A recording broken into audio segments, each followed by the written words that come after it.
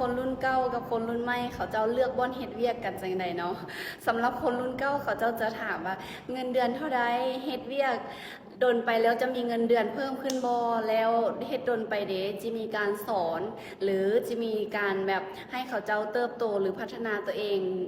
ขึ้นในสายงานนี้แบบใดเขาเจ้ามีอนาคตบ่ในสายงานนี้สินะเขาเจ้าจะเน้นตัวนี้ แต่สำหรับคนรุ่นใหม่เขาเจ้าก็จะถามอยู่ถามเงินเดือน แต่เขาเจ้าจะเน้นเรื่องความสบายใจเฮ็ดเวียกแล้วสบายใจมีความอิสระเป็นตัวของตัวเองหลายที่สุดแล้ว